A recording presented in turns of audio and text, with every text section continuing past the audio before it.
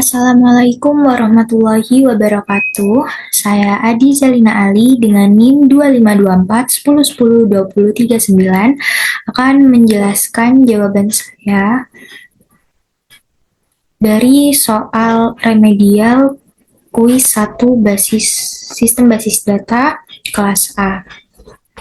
Pada soal pertama itu poin A mengidentifikasi entiti dan atribut.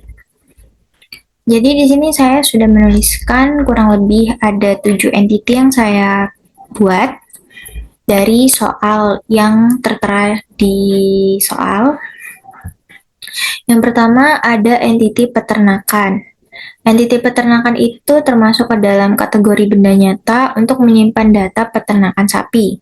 Atributnya ada ID peternakan yang termasuk primary key, lalu ada nama peternakan, nama pemilik, dan alamat peternakan. Yang kedua ada entiti kandang, termasuk kategori benda nyata untuk menyimpan data kandang yang ada di peternakan sapi sebagai habitat sapi.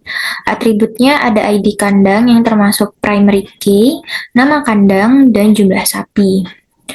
Yang ketiga ada entiti sapi, kategori benda nyata untuk menyimpan data sapi yang ada di peternakan sapi. Atributnya berupa ID sapi yang termasuk ke dalam primary key, lalu ada nama sapi, kelahiran sapi, berat sapi, status pemerahan, dan ID kandang yang masuk foreign key. Lalu yang selanjutnya ada entiti pakan. Ini termasuk kategori benda nyata untuk menyimpan data pakan sapi yang tersedia di peternakan sapi. Untuk atributnya itu ada ID pakan yang termasuk primary key, lalu ada jenis pakan dan stok pakan. Selanjutnya ada entiti pekerja, itu masuk kategori benda nyata untuk menyimpan data pekerja yang bekerja di peternakan sapi.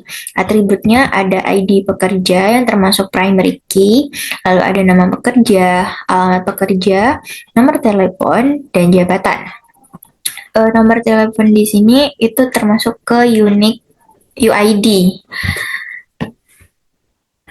Lalu selanjutnya ada entiti pemberian pakan, termasuk kategori peristiwa untuk mencatat aktivitas pemberian pakan untuk sapi.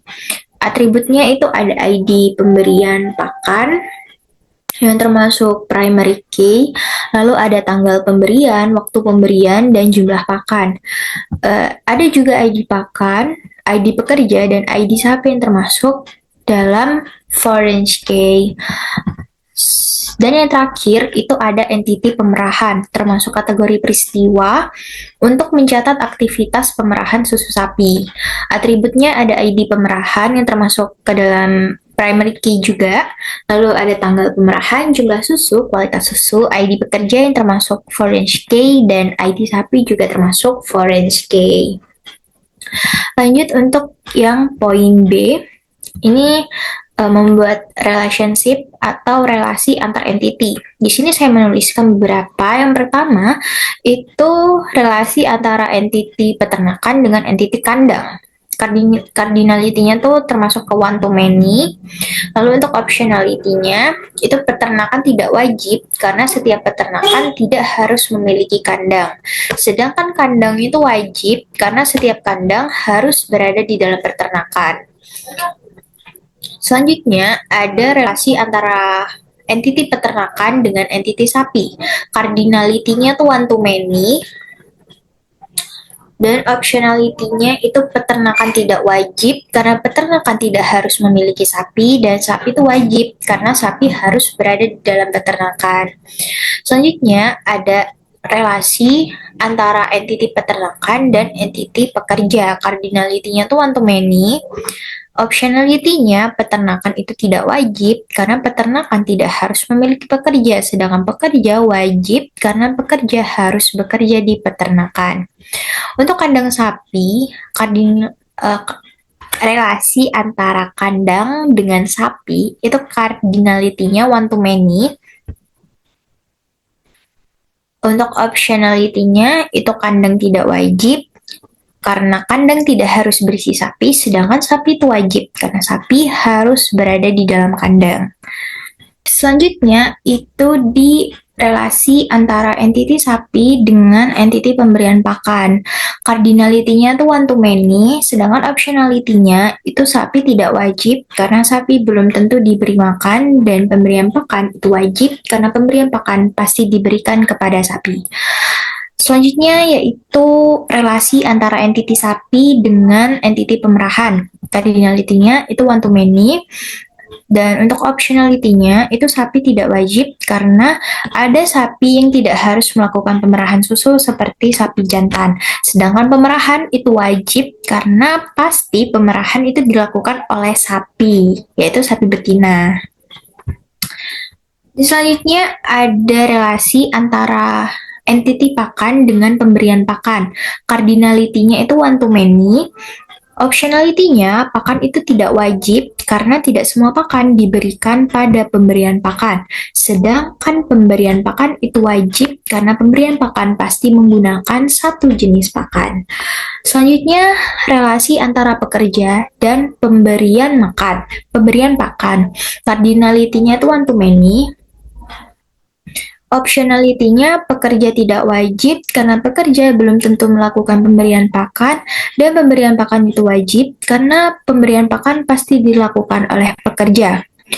Relasi antara pekerja dengan pemerahan itu cardinality-nya one to many. Untuk optionality-nya, pekerja tidak wajib karena pekerja belum tentu melakukan pemerahan, sedangkan pemerahan wajib karena pemerahan pasti dilakukan oleh pekerja.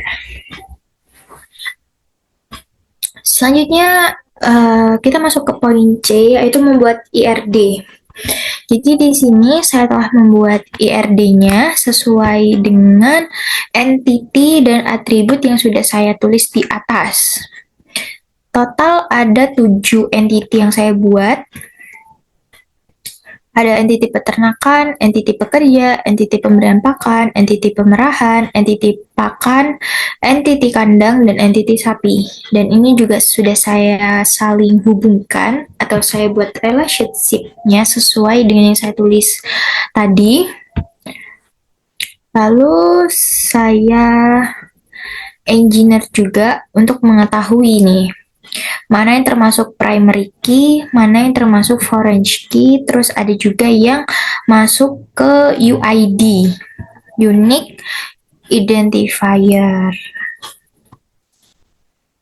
Terus menggunakan tipe data apa itu juga bakal muncul setelah di engineer. Lalu kita lanjut ke soal yang kedua, yaitu menormalisasikan sebuah tabel. Di soal tertera tabel itu banyak kolomnya, dan ada satu kolom yang terdiri dari beberapa value yang menyebabkan multi value, sehingga kita harus memisahkan itu. Jadi di sini pada 1NF nih saya memisahkan antara tabel customer dengan tabel cosplay. Karena awalnya tabel yang di bawah ini itu semuanya terjadi multi value, atau ada satu kolom yang isinya tuh banyak nilainya, itu nggak boleh. Jadi makanya dibuat tabel seperti ini. Lalu yang masuk ke 2NF itu kita pisah lagi antara tabel cosplay dan tabel kategoris, lalu dibuatlah detail rental untuk lebih tahu dan lebih menormalisasikan data rental atau data peminjaman agar lebih ringkas gitu. Lalu pada 3NF ini membuat memisahkan antara tabel customer dengan tabel rental. Dan pada hasil akhirnya terjadi 5 tabel atau terpisah dari tabel yang satu tabel tadi di soal itu menjadi 5 tabel. Ada tabel customer yang berisi customer ID, customer name, customer phone, dan customer address. Lalu ada tabel rental, ini termasuk ke dalam data peminjaman gitu yang berisi customer ID, rental date, dan return date. Kenapa customer ID dimasukkan? Itu untuk mengetahui customer siapa yang meminjam. Jadi ada data peminjam, ada data peminjaman, kita harus tahu siapa yang meminjam. Terus ada juga tabel detail rental. Detail rental ini biar tahu dan lebih nggak panjang-panjang gitu tabelnya, jadi cuma memunculkan ID-ID-nya aja. Terus tabel cosplay ini masuk seperti tabel produk gitu. Jadi ini tabel cosplay yang produknya dipinjam. Jadi detailnya di sini. Habis itu juga yang terakhir ada tabel kategoris. Kategoris itu kategori produknya. Ini kan ada kategori atasan, bawahan, full set gitu.